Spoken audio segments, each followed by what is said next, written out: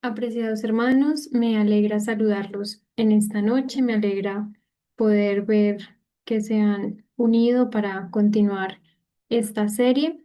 Eh, Recordemos, hermanos, que estamos leyendo acerca de el avance que tuvo la reforma protestante y cómo esta fue llevada adelante por los hombres menos pensados pues de la sociedad en su debido tiempo. Eh, Tanto hombres humildes como hombres que se encontraban unidos y sujetos a Roma y que aceptaron la verdad, la verdad y que aceptaron la reforma y pues que la llevaron adelante, fueron una luz para el mundo en sus respectivas ciudades o en sus respectivas villas o pueblos. El día de hoy, hermanos, vamos a leer el capítulo 13, donde vamos a conocer la historia de la Reforma Protestante en los Países Bajos y en Escandinavia. Pero antes, hermanos, los invito para que vayamos de rodillas y hagamos una oración antes de empezar.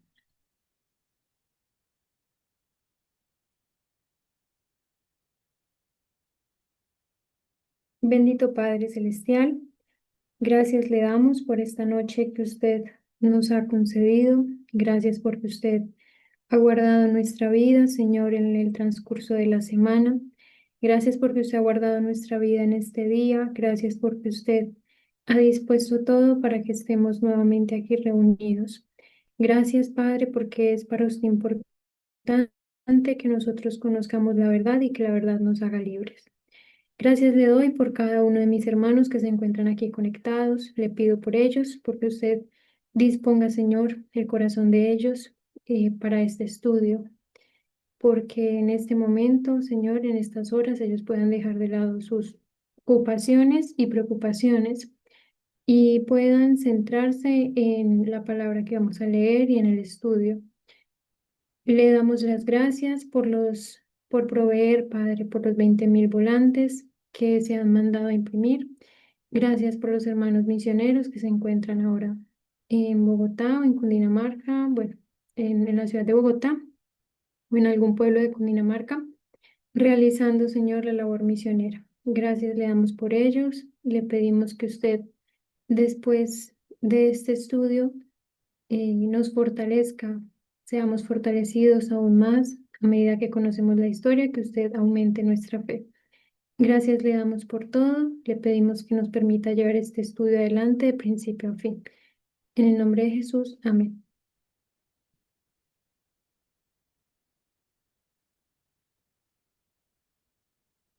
Amén. Bueno, hermanos, me escuchan claramente y me ven claramente, ¿verdad? Sí, hermana Laurita. Amén, hermana Ángela. Bueno, hermanos, vamos a leer acerca de la Reforma Protestante, de cómo se llevó la Reforma Protestante en los Países Bajos y Escandinavia. En los Países Bajos, la tiranía papal provocó desde muy pronto una protesta resuelta 700 años antes de la época de Lutero. El pontífice romano fue destituido sin temor por dos obispos que, tras ser enviados en embajada a Roma, habían comprendido el verdadero carácter de la Santa Sede. Dios, esto es lo que dicen, habían mencionado estos obispos. Dios ha hecho de su reina y esposa, la Iglesia, una provisión noble y eterna para su familia con un dote incorruptible y le ha dado una corona y un cetro eternos, todo lo cual te beneficia como un ladrón que intercepta. Te eriges en Dios en el templo, en lugar de pastor. Te has convertido en un lobo para las ovejas. Pretendes hacernos creer que eres un obispo supremo, pero más bien te comportas como un tirano. O sea, estas palabras fueron dirigidas a el pontífice, no al papa.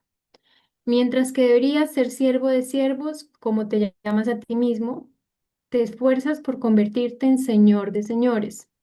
Desprecias los mandamientos de Dios. El Espíritu Santo es el constructor de todas las iglesias hasta donde se extiende la tierra. La ciudad de nuestro Dios, de la que somos ciudadanos, se extiende a todas las regiones de los cielos y es mayor que la ciudad llamada Babilonia por los santos profetas, que pretende ser divina. Se gana el cielo y se jacta de que su sabiduría es inmortal. Nosotros al respecto, hermanos, ya hemos abordado en el grupo, en el canal, el, el, ¿el qué? Bueno, el asunto acerca de las falsas creencias de la no inmortalidad de los malvados, ¿sí? Pero bueno, respecto a eso, a esta parte, están haciendo referencia es a que la Iglesia Católica Romana, eh, desde su existencia, ¿no? Siempre se ha jactado de que su sabiduría es inmortal, o sea que nadie puede acabar con ella.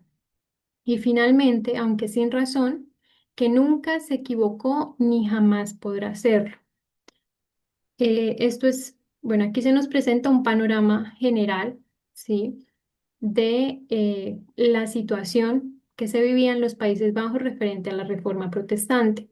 Se nos dice que la tiranía papal provocó desde mucho antes de la época de Lutero la destitución del pontífice romano por dos obispos que, igual que le ocurrió a Lutero, luego de ser enviados a Roma, se habían dado cuenta de la corrupción que reinaba en la Santa Sede. Entonces, al respecto, lo que acabamos de leer es lo que estos obispos, pues es el juicio, ¿no? Que estos obispos hicieron referente a el Papa, el pontífice romano. Laurita, permítame, por favor. Sí, hermano. Bueno, yo creo que eso sí merece un comentario, hermana. La verdad es que es sorprendente y yo les quiero preguntar a mis hermanos que están en la sala, ¿en qué época está pasando esto? Que dos sacerdotes que han sido enviados a la, entre comillas, Santa Sede, al Vaticano, se hayan dado cuenta del verdadero carácter del papado y que hayan protestado de esta manera y que hayan dicho estas palabras. Entonces, hermanos, de acuerdo a lo que acabamos de leer, ¿en qué época sucedió esto? Por favor, abran el micrófono y activen. Aquí dice 700 años antes de la época de Lutero.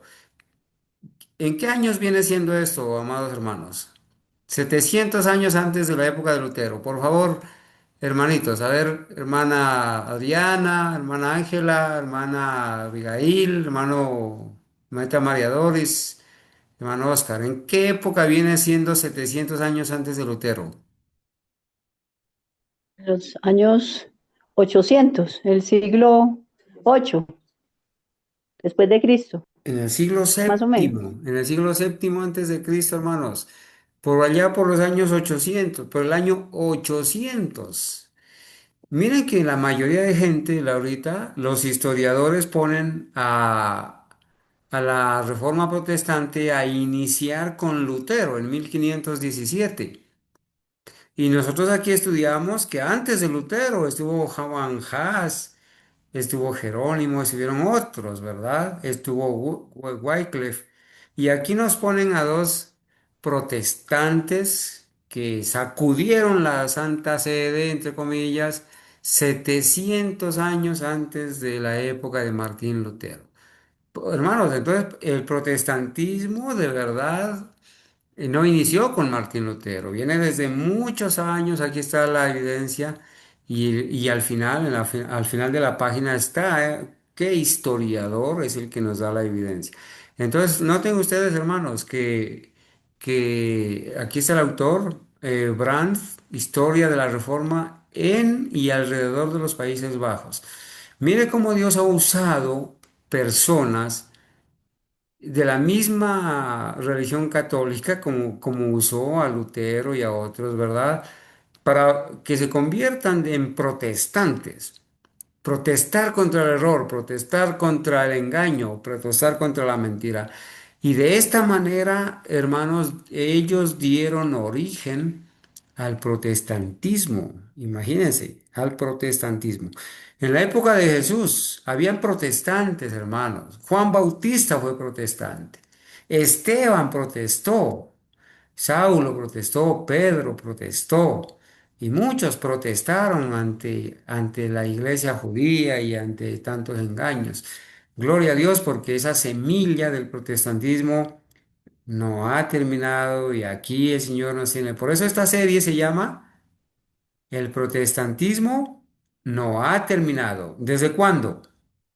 Nosotros ahí pusimos desde los valdenses hasta el remanente, para la gloria de Dios. Adelante, Laurita. No sé si los hermanos quieran comentar algo más adicional, por favor.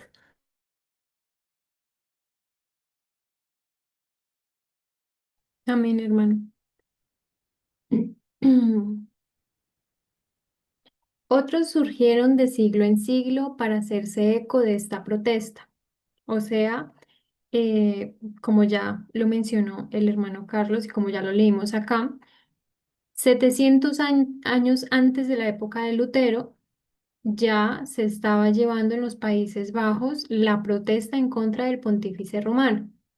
Y a medida que pasaron los siglos, surgieron otras personas, otros reformadores, para hacer eco de esa protesta.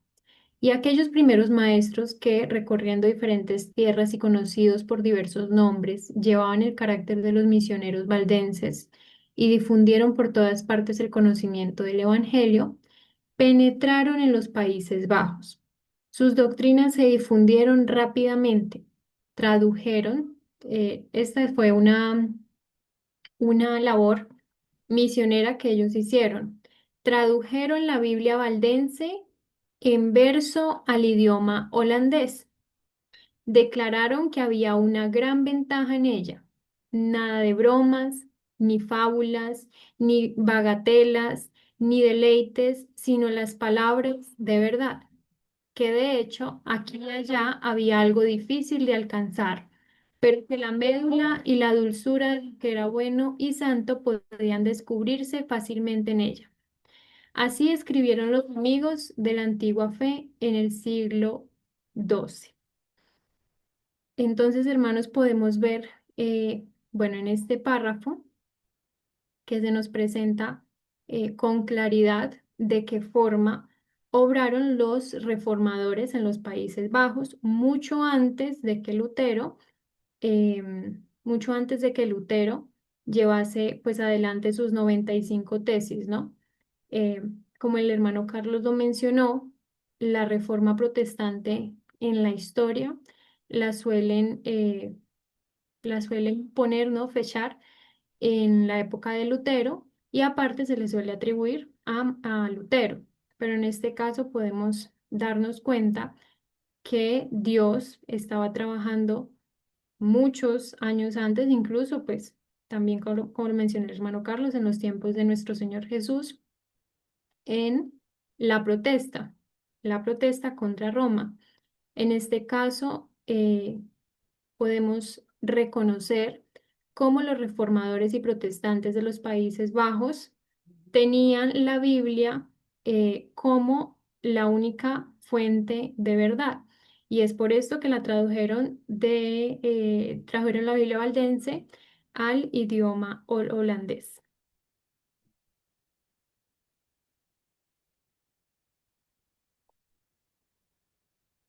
Mm, Ahora comenzaron las persecuciones romanas, pero en medio de las hogueras y la tortura, los creyentes continuaron multiplicándose, declarando firmemente que la Biblia es la única autoridad infalible en religión y que nadie debe ser coaccionado a creer, sino que debe ser ganado por la predicación.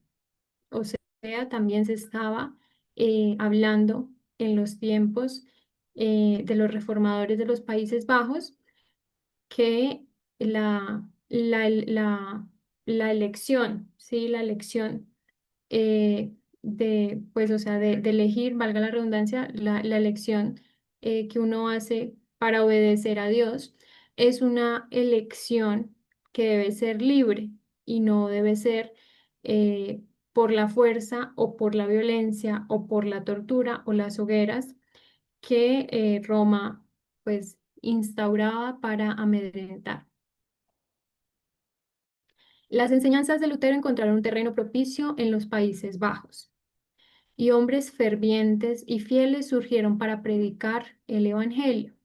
O sea, para este momento ya nos trasladamos a la época de Martín Lutero, donde sus enseñanzas ya habían llegado hasta los Países Bajos y donde pues se encontró, gracias a Dios, hombres fervientes y fieles que predicaban el Evangelio. De una de las provincias de Holanda vino Menno Simons o Simons, educado como católico romano. Aquí se nos va a contar la historia de Menno Simons, educado como católico romano y ordenado sacerdote. O sea, fue un hombre más que fue tomado directamente de Roma, ¿no? Un instrumento escogido que Dios tomó directamente de Roma. Ignoraba por completo la Biblia, o sea, era un hombre que se había hecho sacerdote sin conocer la Biblia y no la leía por temor a ser engañado por la herejía. A la época en la que ya llegaron las enseñanzas de Lutero a los Países Bajos, eh, bueno, ahí nos menciona la profeta de Dios que ya habían pasado 700 años desde que la reforma había iniciado de manera fuerte en los Países Bajos y estaba extendida la idea de que ir en contra de Roma era propiamente una herejía, y más con las enseñanzas que había puesto, había clavado Lutero, las 95 tesis, pues que esto se reafirmó aún más. Entonces, en este caso, Menos Simons consideraba que leer la Biblia podía ser un engaño por la herejía. Recordemos que a los reformadores protestantes se les llamaba herejes. Cuando una duda sobre la doctrina de la transubstanciación se apoderó de él, la consideró como una tentación de Satanás. Hermanos, así de engañados se encontraban en esos tiempos. Recordemos que también hemos estudiado acerca de la transubstanciación, em, que es la creencia católica de que de forma literal el pan y el vino es el cuerpo y la sangre de Cristo. Y bueno, a menos Simons, el Espíritu Santo le puso en el corazón una inquietud sobre la doctrina de la transubstanciación, pero en su engaño, sí, él consideró que era una tentación de Satanás. O sea, esa era la forma en la que la iglesia romana eh, pues les había educado, ¿no? Y mediante la oración y la confesión trató de liberarse de ella, o sea, trató de liberarse de esa duda, pero fue en vano. Mezclándose en escenas de disipación, se esforzó por silenciar la voz acusadora de la conciencia, pero sin éxito. Después de un tiempo fue llevado al estudio del Nuevo Testamento, y esto, junto con los escritos de Lutero, lo llevó a aceptar la fe reformada. Hermanos, al respecto, eh, es claro y es muy evidente que el Espíritu Santo obró en la vida de Menos Simons eh, para que para que en el corazón de él no cesara esa duda y esa angustia, y sobre todo para que no encontrara tranquilidad ni calma siguiendo los rituales de la Iglesia Católica, ¿no? Porque aquí se nos dice que, bueno, mediante la oración está bien, pero mediante la confesión, o sea, el confesar, eh, el confesionario, ¿no? A otro hombre, confesar a otro hombre él pensaba que mediante pues la confesión él podría liberarse de esa duda, pero el Espíritu Santo no lo permitió.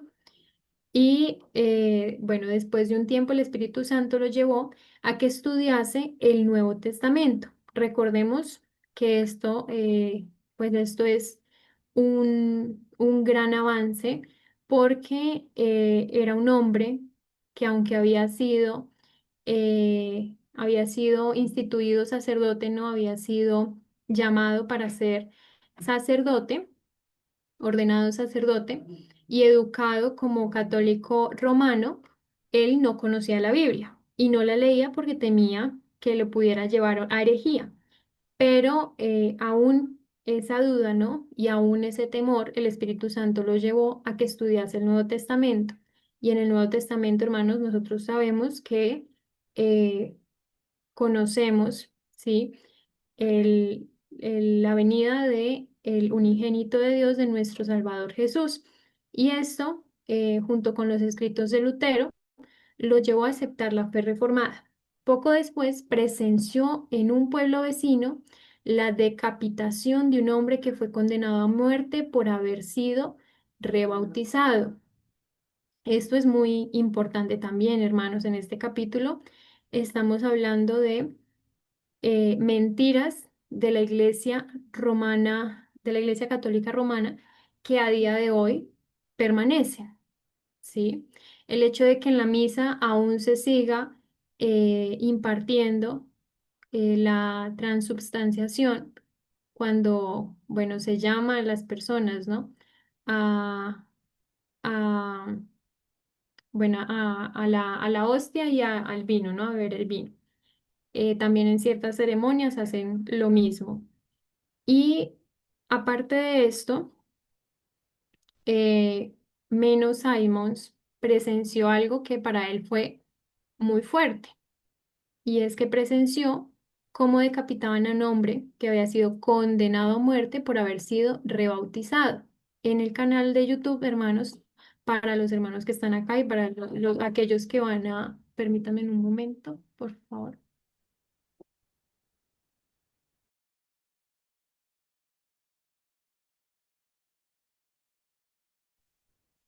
Recordemos, hermanos, que la Iglesia Católica hasta hace poco, eh, bueno, hasta la época, ¿no? No aceptan el rebautismo. Y el rebautismo es bíblico. Amén. Inclusive la denominación adventista mm, hasta hace poco no aceptaba tampoco el rebautismo. Ahora aceptan el bautismo por profesión de fe, inclusive, que es el solo bautismo de la Gran Babilonia. Adelante, Laurita. Amén, hermano. Sí. Entonces, bueno, estaba diciendo, hermanos, que en el canal de YouTube hay también un estudio y también lo pueden encontrar en la página web para los hermanos que están conectados y para los que van a escuchar este estudio en YouTube, un estudio sobre el bautismo y el rebautismo.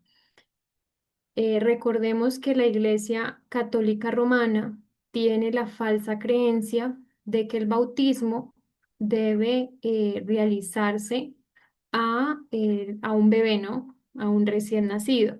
Entonces es común que las madres, pues después de tener a sus hijos, los bauticen siendo a un bebé.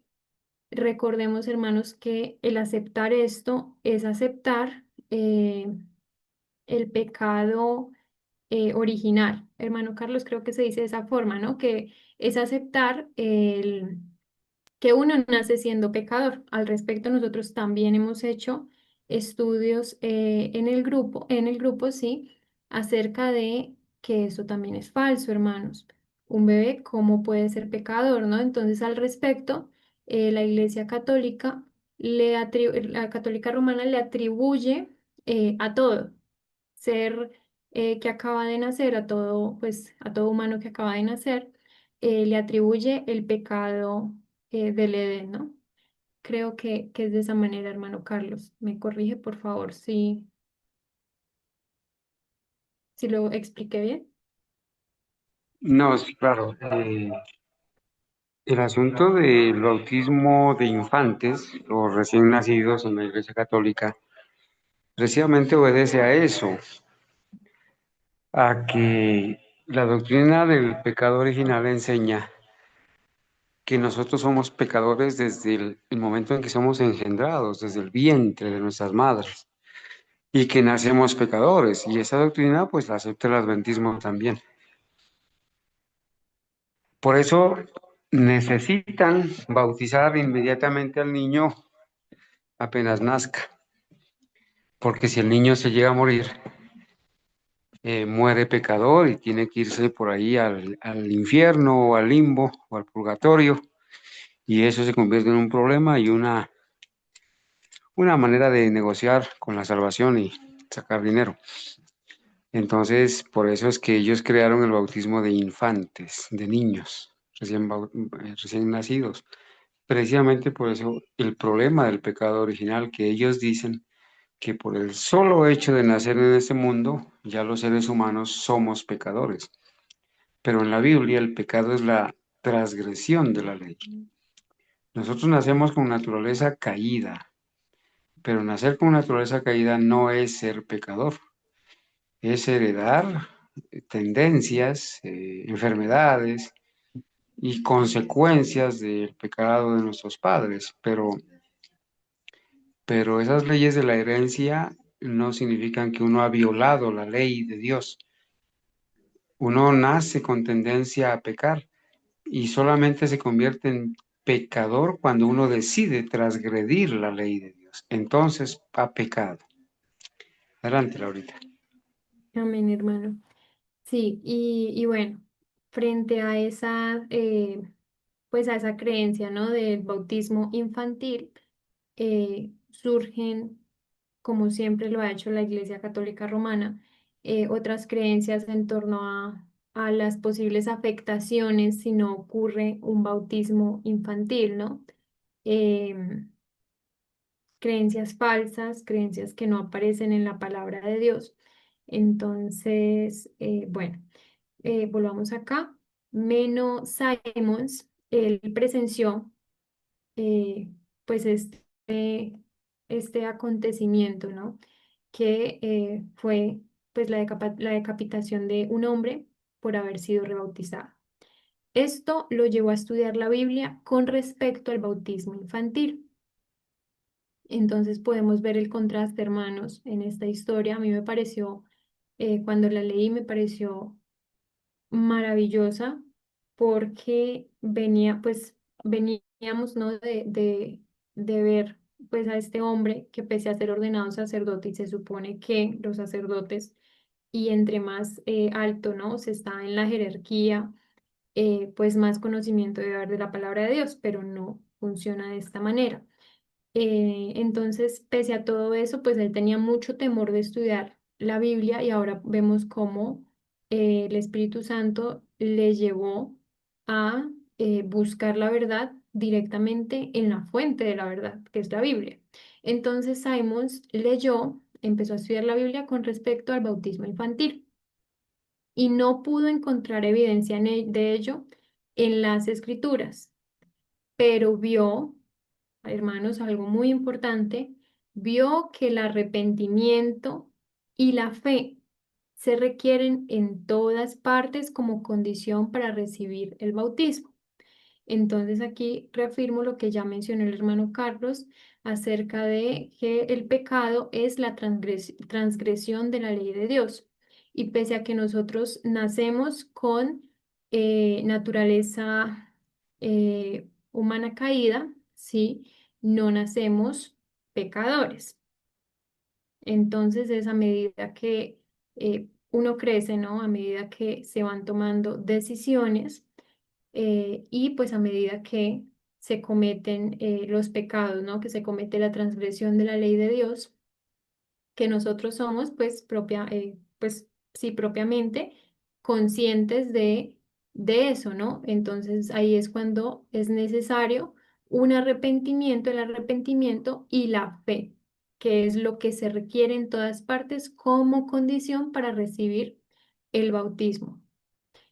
Meno se retiró de la Iglesia romana y dedicó su vida a enseñar las verdades que había recibido. Tanto en Alemania como en los Países Bajos había surgido una clase de fanáticos que defendían doctrinas absurdas y sediciosas, ultrajando el orden y y la decencia, y procediendo a la violencia y la insurrección. Meno vio los horribles resultados a los que estos movimientos conducirían inevitablemente y se opuso enérgicamente a las enseñanzas erróneas y a los planes descabellados de los fanáticos. Sin embargo, había muchos que habían sido engañados por estas fantasías, pero que habían renunciado a sus perniciosas doctrinas. Y aún quedaban muchos descendientes de los antiguos cristianos, fruto de la enseñanza valdense. Entre estas clases, Meno trabajó con gran celo y éxito. Durante 25 años viajó con su esposa e hijos, soportando grandes penurias y privaciones y con frecuencia en peligro de muerte. Recorrió los Países Bajos y el norte de Alemania, trabajando principalmente entre las clases más humildes, pero ejerciendo una amplia influencia. Naturalmente elocuente, aunque con una educación limitada, era un hombre de integridad inquebrantable, de espíritu humilde y de modales amables, y de piedad sincera y ferviente, ejemplificando en su propia vida los preceptos que enseñaba, y se ganó la confianza del pueblo. O sea, era lo que nosotros llamamos hoy en día un testimonio vivo. Sus seguidores fueron dispersos y oprimidos, sufrieron mucho al ser confundidos con los fanáticos munsteritas. Sin embargo, un gran número de ellos se convirtieron gracias a su labor. O sea, podemos ver eh, la fortaleza, ¿no? La fortaleza que Dios dio a este hombre, a este reformador protestante, a Menos Simons, en los Países Bajos para que dejara las comodidades que le ofrecía la Iglesia Católica Romana y junto a su esposa e hijos decidiera emprender un viaje, y no cualquier viaje, sino un viaje misionero, pasando por grandes penurias, por privaciones y por peligro de muerte, pero llevando adelante la misión que era pues llevar la reforma protestante, ¿no? La verdad reformada a las clases más humildes y también a aquellos que habían caído en el fanatismo.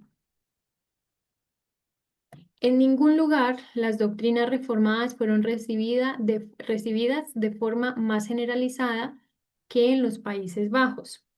En pocos países sus seguidores sufrieron una persecución más terrible, o sea, fue uno de los países donde la persecución hacia los verdaderos cristianos, hacia los reformadores protestantes, fue pues realmente gravosa, ¿no? Fue terrible. En Alemania, Carlos V había prohibido la reforma y con gusto habría llevado a la hoguera a todos sus seguidores. Pero recordemos quiénes se opusieron, los príncipes cristianos. Los príncipes se alzaron con una barrera contra su tiranía. Sin embargo, en los Países Bajos su poder era mayor y las sediciones persecutorias se sucedieron rápidamente.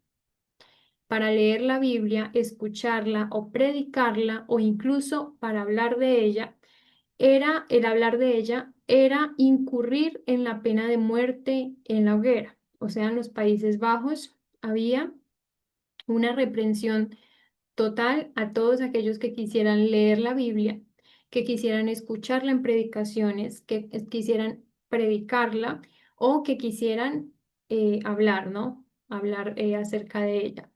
Y eso los llevaba directamente a una pena de muerte en la hoguera, serían quemados. Orar a Dios en secreto, abstenerse de inclinarse ante una imagen o cantar un salmo, también se castigaba con la muerte.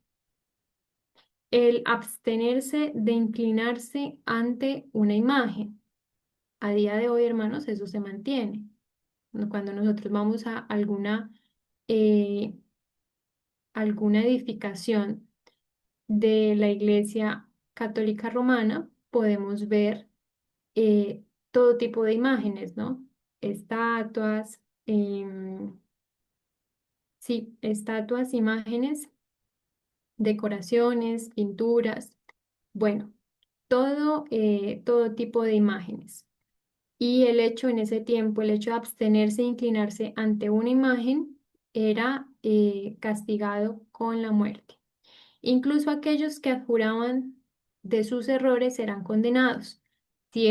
Abjuraban, si eran hombres o a morir por la espada, si eran mujeres a ser enterrados vivos.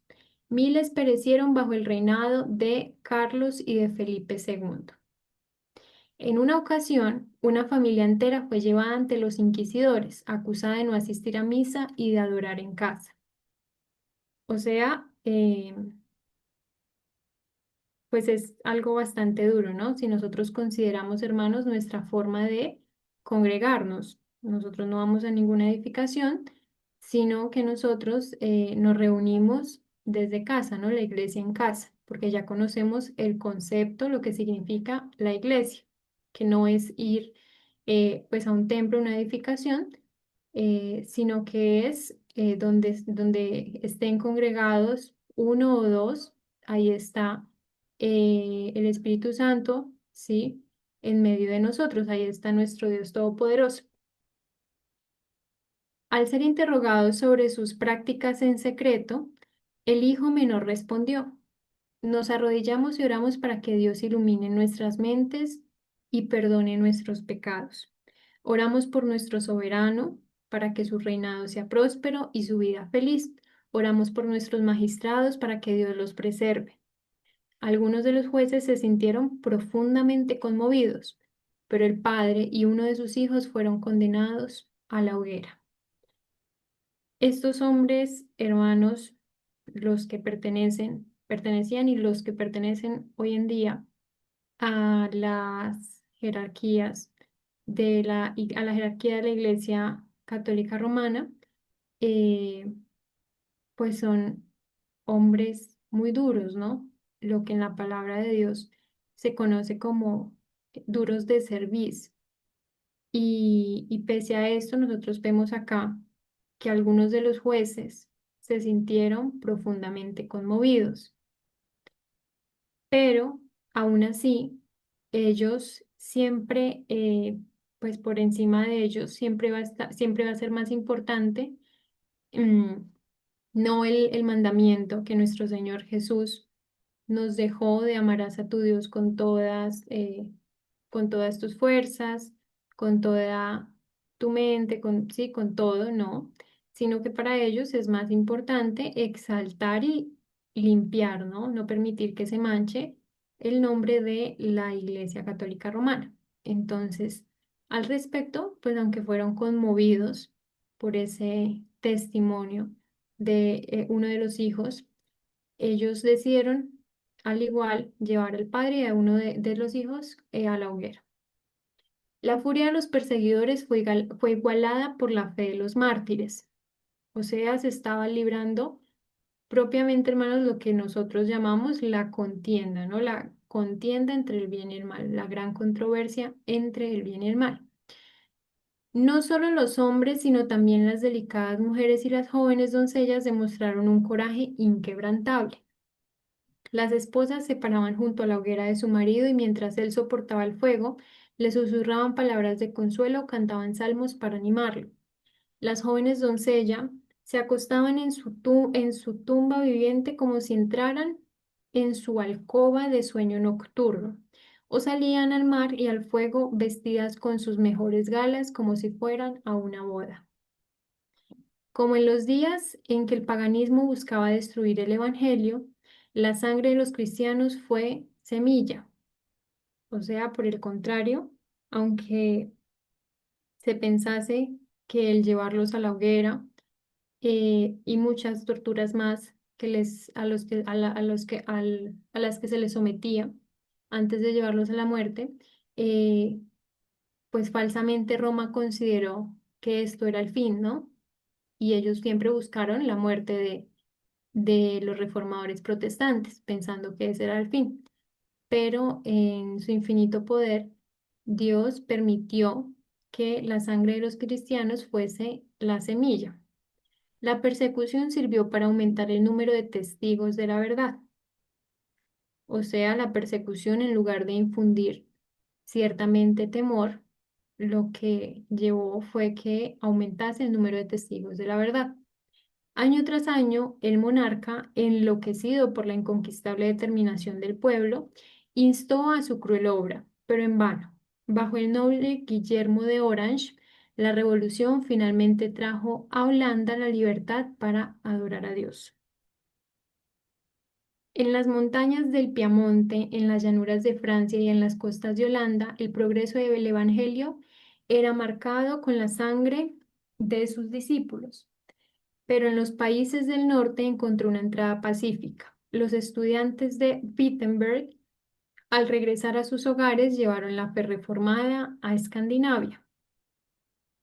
Las publicaciones de los escritos, y pues como acabamos de leer, con Guillermo de Orange, la revolución finalmente trajo a Holanda la libertad para adorar a Dios. O sea, ya no había una persecución tan marcada a los reformadores cristianos. Y pues seguido a esto, los estudiantes que habían ido a Wittenberg, cuando regresaban a sus hogares, llevaban la fe reformada a Escandinavia. La publicación de los escritos de Lutero también difundió la luz. La gente sencilla y resistente del norte se apartó de la corrupción, la pompa y las supersticiones de Roma para dar la bienvenida a la pureza, la sencillez y las verdades vivificantes de la Biblia. ¿Algún hermano podría, por favor, ayudarme a leer esta parte? Tausen.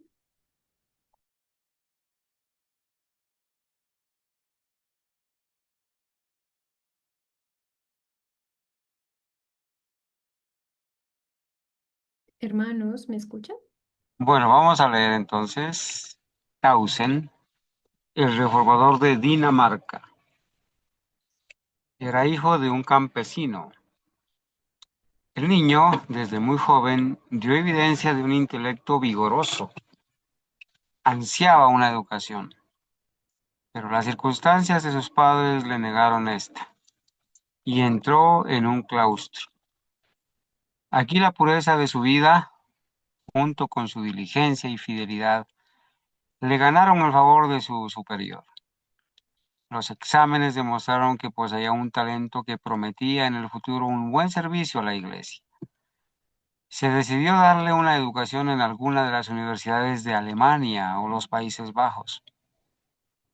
Al joven estudiante se le concedió permiso para elegir una escuela por sí mismo, con una condición, que no debía ir a Wittenberg. El erudito de la iglesia no debía ser puesto en peligro por el veneno de la herejía. Así lo dijeron los frailes. Bueno, esta es una historia particular, ¿no? De este reformador de apellido Tausen, el reformador de Dinamarca. Hijo de un campesino como Lutero, desde muy joven, dando evidencia de ser inteligente y lo más particular, lo más interesante de esto es que sus superiores del claustro católico, al verlo así, le prohíben ir a Wittenberg, porque Wittenberg era el centro de la protesta en la época donde Lutero mostró a la gente los errores de la Iglesia Católica. Hermanos, ¿qué paralelismo podríamos encontrar acá? ¿Ustedes pueden hacer alguna analogía, alguna comparación? ¿Les recuerda algo esto, hermanos? De que los superiores le prohíban a este reformador ir a Wittenberg para supuestamente evitar entrar en contacto con la herejía. ¿Alguien podría opinar, hermanos? A ver, hermanita Adriana, ¿les recuerda algo, hermanito, hermana María Doris, hermano Oscar Armando? ¿Les recuerda algo? ¿Podemos hacer alguna analogía? Aquí hay un hombre inteligente, digamos, muy preparado, pero que sus dirigentes le prohíben ir a Wittenberg, donde se había desenmascarado el error. ¿Les recuerda algo esto, hermanos? Adelante.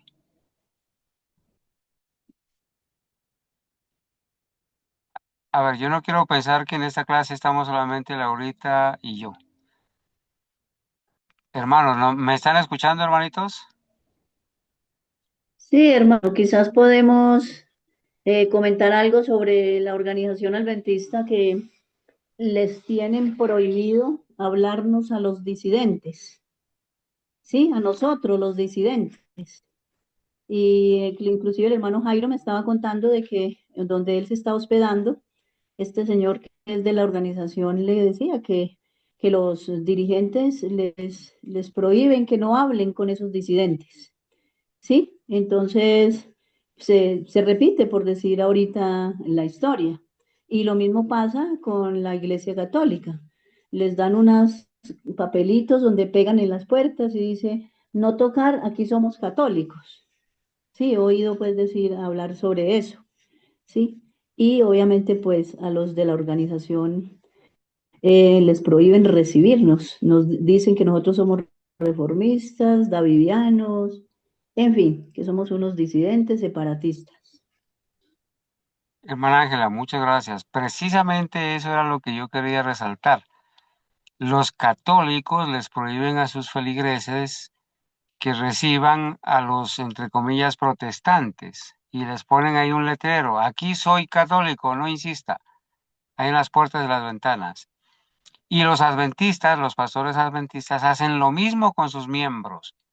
No escuchen a esos disidentes. Ellos solamente viven de hacer películas en internet y esos son montajes, dicen.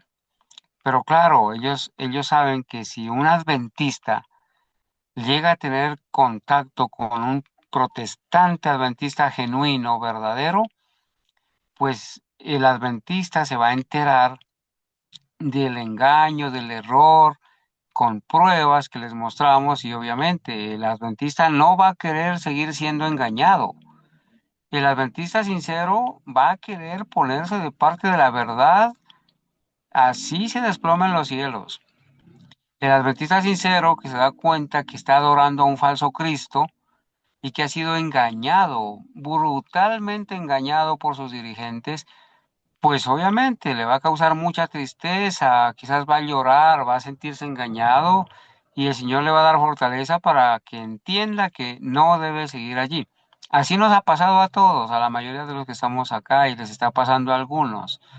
Entonces, hermanos, interesante esta historia de Tausen, el reformador de Dinamarca, que en esta breve introducción de él se nos comenta eso. Y gracias, hermana Ángela, por la analogía. Adelante, Laurita. Amén.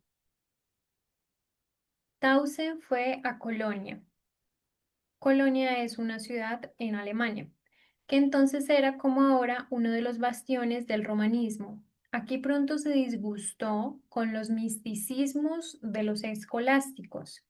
Casi al mismo tiempo obtuvo los escritos de Lutero. Los leyó con asombro y deleite y deseó enormemente disfrutar de la instrucción personal del reformador. Pero para hacerlo debía arriesgarse a ofender a su superior monástico y perder su apoyo. Pronto tomó una decisión y al poco tiempo se matriculó como estudiante de Wittenberg. Al regresar a Dinamarca, regresó a su claustro. Nadie sospechaba aún del luteranismo, o sea, nadie sospechaba de las enseñanzas, ¿no? Y la verdad reformada que él había aprendido y que había aceptado. No reveló su secreto, sino que se esforzó, sin excitar los prejuicios de sus compañeros, por guiarlos a una fe más pura y a una vida más santa.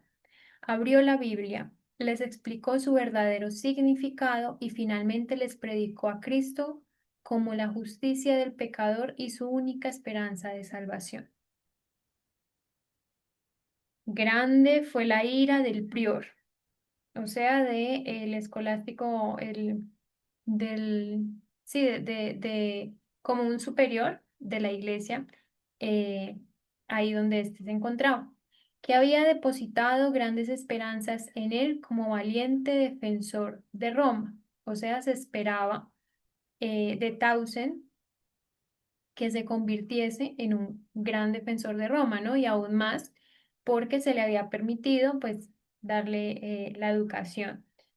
Sin embargo, fue trasladado de inmediato de su monasterio a otro y confinado en su celda bajo estricta supervisión. Para terror de sus nuevos guardianes, varios de los monjes pronto se declararon conversos al protestantismo. A través de los barrotes de su celda, Tausen había comunicado a sus compañeros el conocimiento de la verdad. Si esos padres daneses hubieran sido hábiles en el plan de la Iglesia para tratar con la herejía, la voz de Tausen nunca más se habría escuchado, pero en lugar de encerrarlo en una tumba, en algún calabozo subterráneo, lo expulsaron del monasterio. O sea, cuando ellos se dieron cuenta que Tausen había regresado a Dinamarca, y que estaba de, sí, manifestándole, contándoles pues a sus compañeros la, acerca de la verdad reformada, y les estaba enseñando propiamente la Biblia, sí, les enseñó acerca de que Cristo es la justicia del pecador y que y que es nuestra única esperanza de salvación. em, Después de que él hizo esto, lo que hicieron fue llevarlo a otro monasterio y confinarlo en una celda bajo vigilancia. Pero él allí no desistió y él lo que hizo fue continuar predicando, así estuviese enclaustrado, ¿no?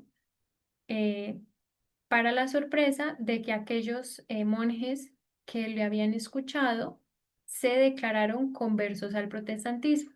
Entonces, lo que hicieron fue al final expulsarlo del monasterio. Ahora eran impotentes. Un edicto real recién emitido ofrecía protección a los maestros de la nueva doctrina.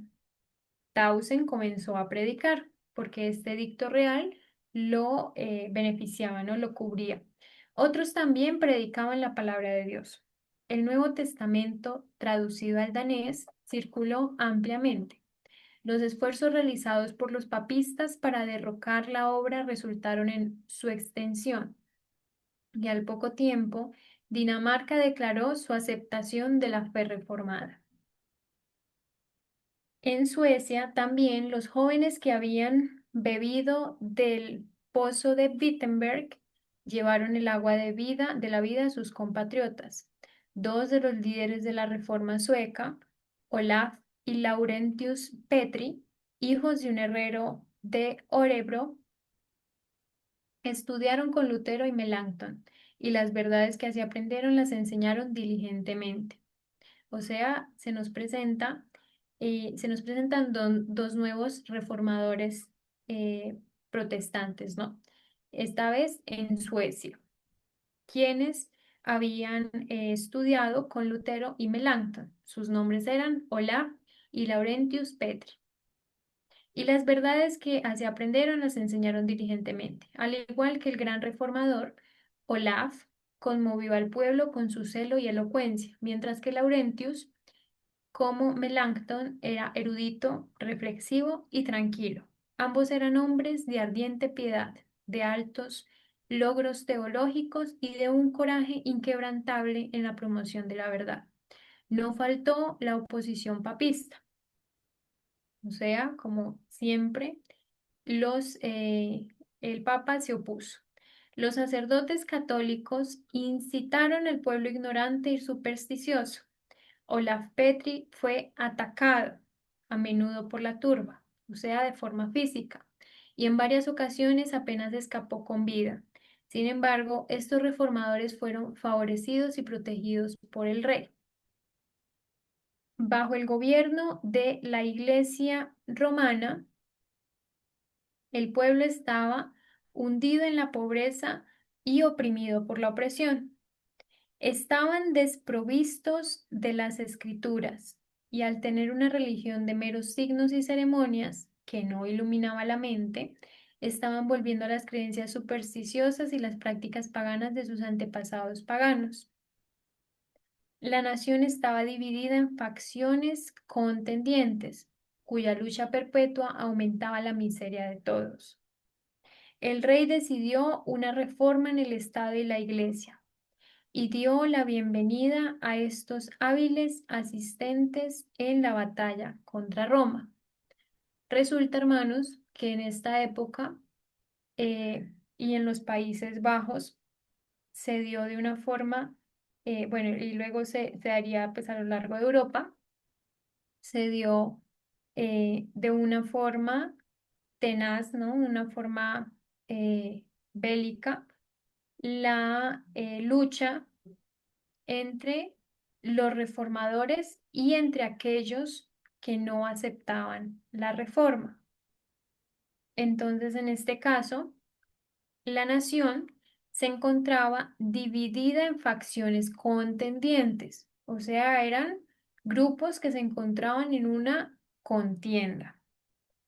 El rey, al ver esta situación, decidió una reforma en el Estado y la Iglesia y dio la bienvenida a esos hábiles asistentes en la batalla contra Roma. O sea, el rey apoyó, cubrió, protegió a los reformadores protestantes para dar la batalla contra Roma.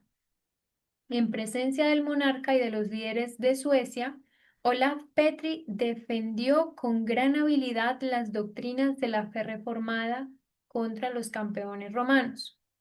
Declaró que las enseñanzas de los padres solo deben recibirse cuando están de acuerdo con las escrituras, que las doctrinas esenciales de la fe se presentan en la Biblia de una manera clara y sencilla, para que todos los hombres puedan entenderlas. O sea, básicamente le dio pues, una bofetada, ¿no?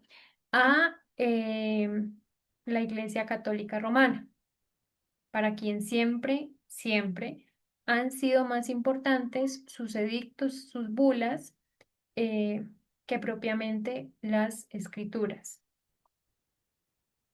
Cristo dijo, mi doctrina no es mía, sino de aquel que me envió. Y Pablo declaró que si predicaba cualquier otro evangelio que no fuera el que había recibido, sería maldito. ¿Cómo entonces, dijo el reformador Olaf, van a presumir otros de promulgar dogmas a su antojo e imponerlos como cosas necesarias para la salvación? O sea, ¿qué estaba haciendo referencia? A las indulgencias, a la adoración de imágenes, eh, al rito, ¿no? Obligatorio de la confesión, a la transubstanciación y, bueno, además, retos o dogmas impuestos. Demostró que los decretos de la Iglesia no tienen autoridad cuando se oponen a los mandamientos de Dios y mantuvo el gran principio protestante de que la Biblia y solo la Biblia es la regla de fe y práctica. Esta contienda, aunque llevada a cabo en un escenario comparativamente oscuro, sirve para mostrarnos la clase de hombres que formaban las filas del ejército de los reformadores. Eran hombres, pues, con mucha firmeza, ¿no? Eran hombres que realmente creían y defendían eh, la verdad que habían aceptado. No eran analfabetos, sectarios, ni polemistas ruidosos, ni mucho menos.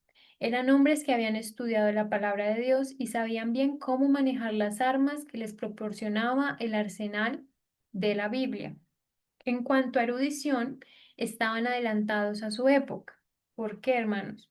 Porque eran hombres que estudiaban la palabra de Dios.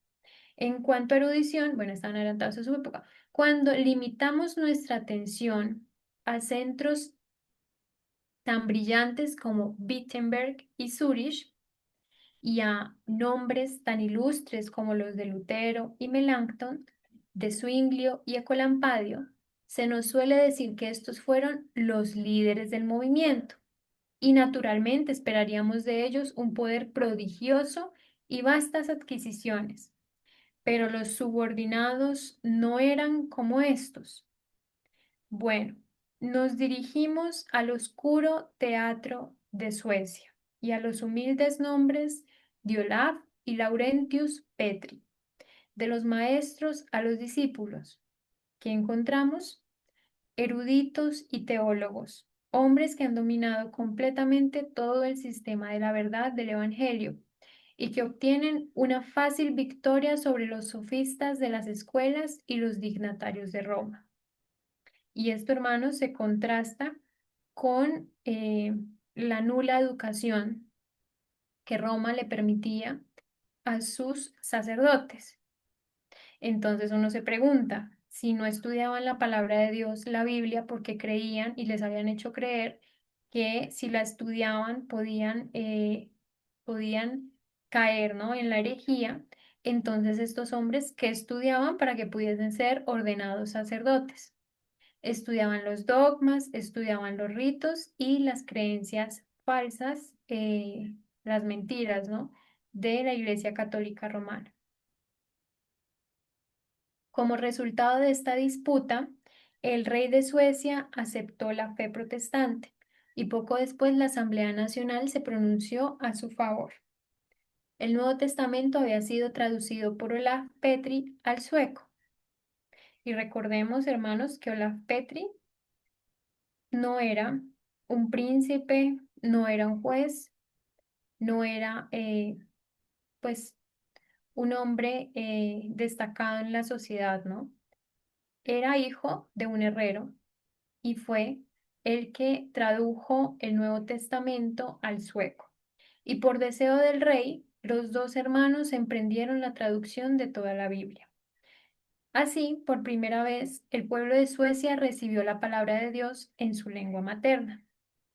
La dieta ordenó que en todo el reino los ministros explicaran las escrituras y que se enseñara a los niños de las escuelas a leer la Biblia.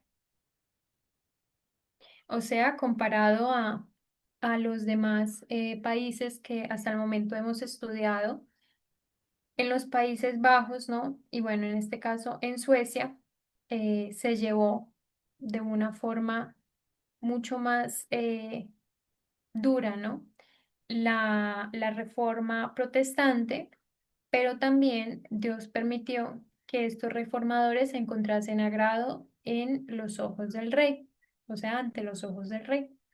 Y él aceptó la fe protestante, le pidió, le encomendó a Olaf y a Laurentius la traducción de toda la Biblia y aparte de eso legisló al respecto. Ordenó que en todo el reino los ministros explicaran las escrituras, explicarlas, que se enseñara a los niños de las escuelas a leer la Biblia. De manera constante y segura, la oscuridad de la ignorancia y la superstición fue disipada por la bendita luz del Evangelio. Liberada de la opresión romana, la nación alcanzó una fuerza y grandeza que nunca antes había alcanzado.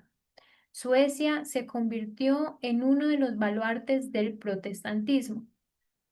Un siglo después, en un momento de gran peligro, esta pequeña y hasta entonces débil nación fue la única en Europa que se atrevió a echar una mano para liberar a Alemania en las terribles luchas de la Guerra de los 30 años. Que esta guerra fue de manera inicial una guerra religiosa, precisamente entre los reformadores y los que estaban en contra de la reforma. Y ya a medida que pasó el tiempo, esa guerra tomó pues otros matices, ¿no? Otros matices políticos. Toda Europa del Norte parecía a punto de caer de nuevo bajo la tiranía de Roma. Fueron los ejércitos de Suecia los que permitieron a Alemania cambiar el rumbo del éxito papista, ganar tolerancia para los protestantes, tanto calvinistas como luteranos, y restaurar la libertad de conciencia en aquellos países que habían aceptado la reforma. Entonces, hermanos, podemos, bueno, leer acá, ¿no? Hemos leído, porque con esto, sí, con esto ya hemos finalizado. Hemos leído cómo los Países Bajos fueron de los primeros que recibieron, sí, bueno, que iniciaron, ¿no? La reforma protestante, que llevaron adelante, no que iniciaron, sino que llevaron adelante la reforma protestante. Y fue una lucha dura porque pues se opusieron 700 años antes de la época de Lutero. Entonces fue una lucha dura la que tuvieron que hacerle a la Iglesia romana. Y sin embargo, pese a eso, eh, se mantuvieron a lo largo de los siglos y mucho después ayudaron a Alemania a que pudiese combatir el éxito de los papistas y que pudiese ganar la tolerancia para los protestantes, así como restaurar la libertad de conciencia eh, acerca de la reforma. Y bueno, hermanos, con esto finalizamos la lectura del capítulo de hoy. Me gustaría escucharlos si tienen algún comentario, alguna pregunta.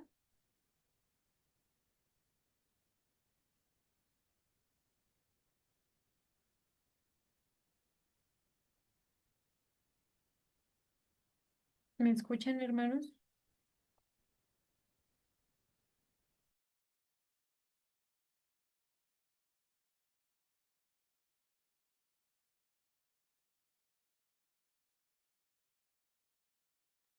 Hermanos,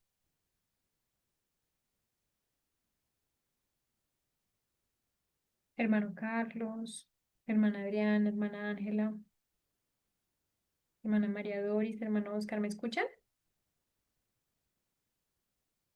Sí, sí, hermana, las escuchamos.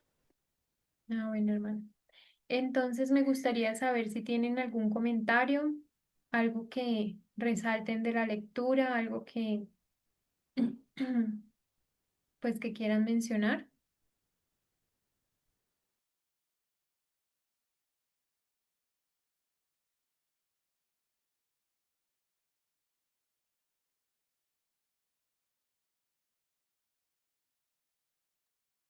Están muy en silencio hoy, hermanos.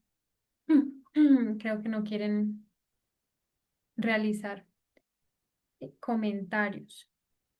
Hermano Carlos, de pronto, ¿quiere realizar algún comentario?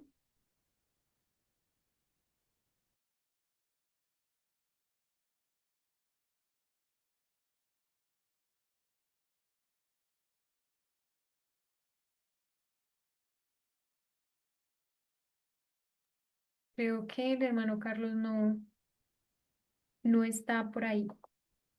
Bueno, hermanos, entonces, pues hemos concluido, gracias a Dios, en esta noche la lectura del capítulo 13 acerca de la Reforma Protestante en los Países Bajos y en Escandinavia. Em, Aquí pues hemos podido ver, sí, en este capítulo la, la marcada diferencia eh, de cómo avanzó la Reforma Protestante en, en los Países Bajos y Escandinavia comparado a las otras naciones, a los otros países que ya hemos estudiado. Y pues particularmente, hermanos, lo que a mí más me sorprende de este capítulo es haber conocido, ¿sí?, que la Reforma Protestante se encontraba vigente 700 años antes de la época de Lutero, porque pues en la carrera que yo estudié, que fue la carrera de historia, en esa carrera a uno le enseñan todo también pues por fechas, ¿no? Bueno, pues por fechas, pero uno no debe sujetarse a las fechas, sino como unir acontecimientos, unir situaciones y pues mediante eso construir la historia, ¿no? Pero en este caso, pues en cuanto a la Reforma Protestante, nos la ubicaban es en, en la época de Lutero.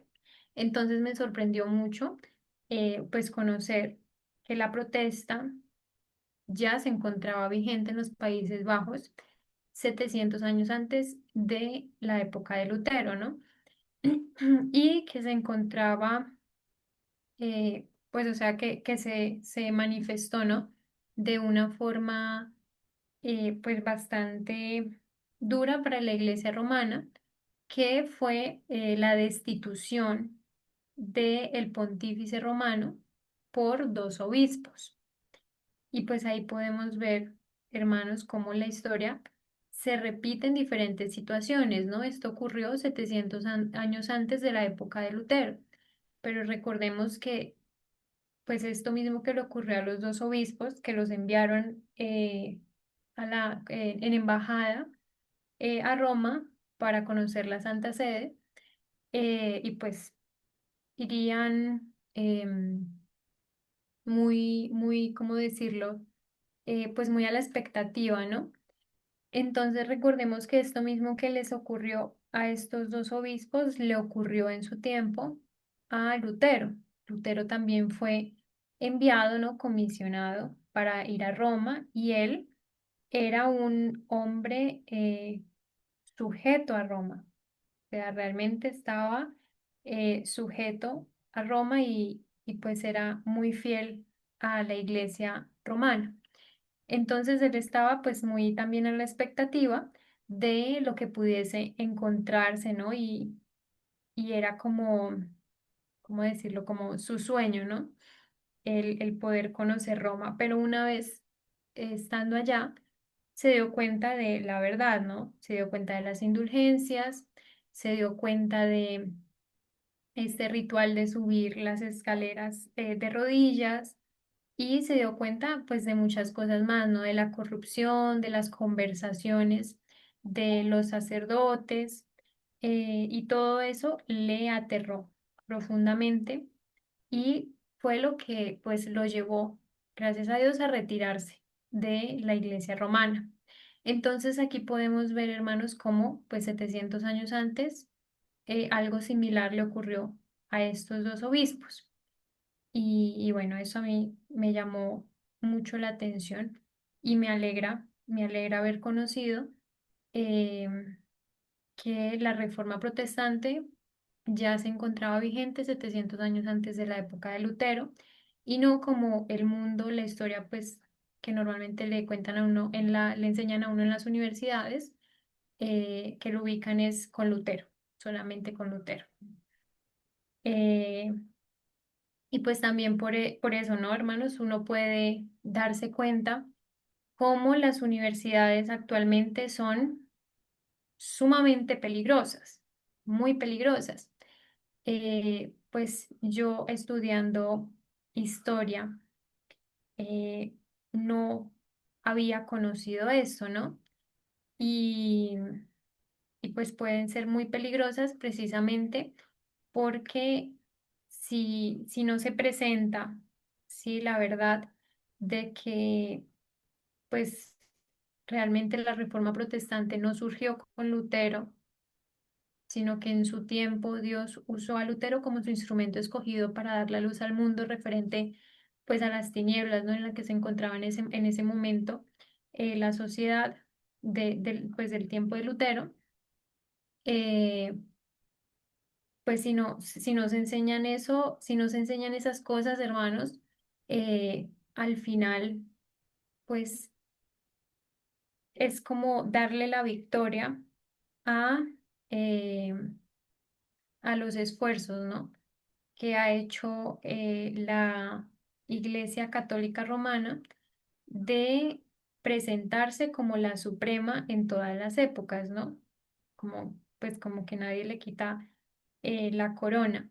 Pero ya hemos conocido hoy, gracias a Dios, que en todas las épocas Dios ha puesto hombres que son protestantes, ¿no? Que protestan en contra de la Iglesia Católica Romana. Y bueno, ya con eso, hermanos. concluyo. El hermano Carlos, no sé si ya regresó.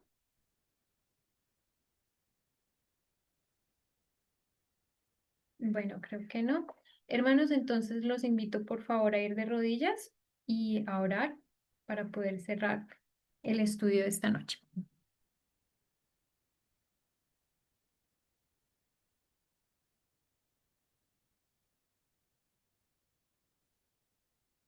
Bendito Padre Celestial, gracias le damos por habernos permitido realizar en esta noche este estudio. Gracias porque hemos finalizado este estudio con mucha fortaleza, Señor. Sin duda alguna, con nuestra fe aumentada. Gracias porque usted nos ha permitido conocer que 700 años antes de la época de Lutero, la reforma protestante se encontraba vigente. Gracias porque usted nos ha permitido conocer que en toda época y en todo siglo usted ha tenido sus instrumentos escogidos, Padre, porque usted eh, anhela, Señor, y ha anhelado que la verdad llegue hasta nuestros días como lo hace ahora mismo, como lo hace actualmente. Gracias le damos por la disposición, Señor, que usted ha dado a cada uno de mis hermanos para estar al tanto y al pendiente de este estudio. Le damos las gracias porque usted nos ha permitido, Señor, reconocer en este estudio que actualmente se vive una situación muy similar por parte de la Iglesia Católica y también por parte de la organización referente a, a a la distancia que se pone entre el remanente y entre aquellos que hacen pues la iglesia en casa y aquellos que asisten directamente a una edificación. Gracias le damos porque usted tiene profunda misericordia de nosotros. Gracias porque usted ha extendido el tiempo de gracia. Gracias porque nos permite, Dios mío, conocer la verdad y, y porque nos permite salir de tantas mentiras y de tantos engaños que hemos aceptado y que ya, Señor, no aceptamos, que ya, Señor, no tenemos por verdad, porque nos hemos dado cuenta, gracias a su misericordia, que son mentiras de Satanás. Le damos las gracias por guardar nuestras vidas para que pudiese llegar este momento y para que pudiésemos conocer esta verdad. Le pido que en mis hermanos haya sido sembrada esta semilla y que usted siga sembrando, Padre, en la semilla en el corazón de cada uno de nosotros, la semilla, Padre, de la inquietud referente a diferentes asuntos, Señor, que nos conciernen, como en algún momento usted puso inquietud en Menos Simons. Hemos leído hoy, así fue un reformador protestante de los Países Bajos, como usted en algún momento puso inquietud en él referente a la doctrina de la transubstanciación. Le pedimos que usted ponga en nuestro corazón inquietud, Padre, referente a cualquier situación, a cualquier doctrina o a cualquier mentira, Señor, o engaño, eh, que estemos en este momento abrazando, Señor, que estemos en este momento creyendo. Por favor, ayúdenos a no vivir en engaño, a no vivir en mentira ni en confusión. Te pedimos que usted no nos permita estar tranquilos hasta que realice en nosotros la obra, Señor, de sacarnos de las tinieblas. Gracias le damos por todo y entregamos en sus manos esta noche. En el nombre de Jesús. Amén.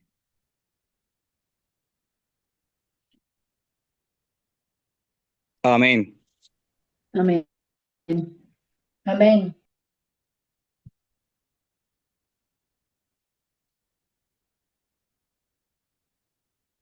Amén, hermanos. Creo que el hermano Carlos aún no llega.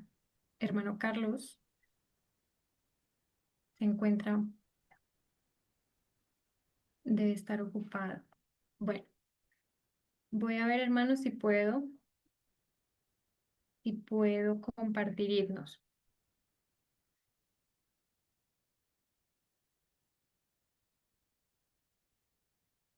Esperemos a ver.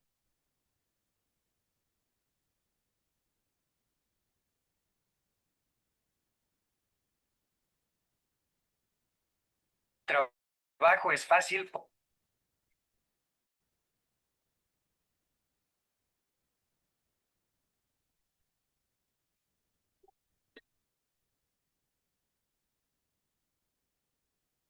¿Ustedes escuchan, hermanos?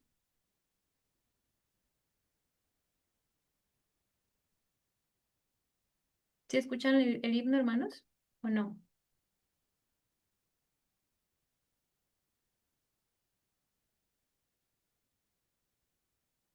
Hermanos, hoy están muy en silencio. Bueno.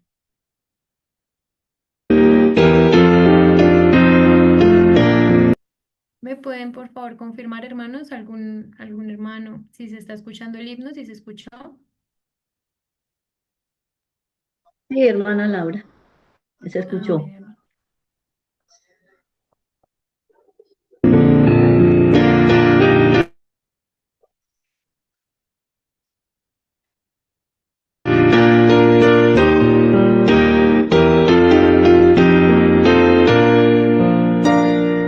Oh buen mar, la gran extensión de los cielos se llena de oscuridad.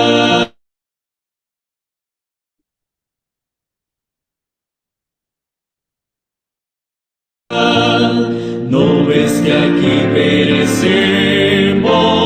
Puedes dormir así. Cuando el mar agitado nos abre, profundo sepulcro aquí. Los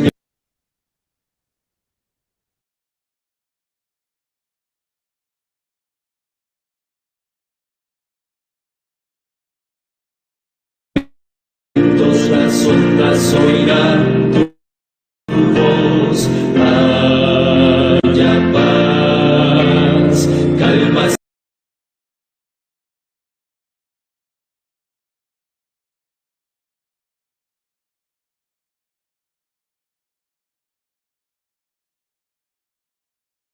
Luchas del alma las quien se cumpla tu voz.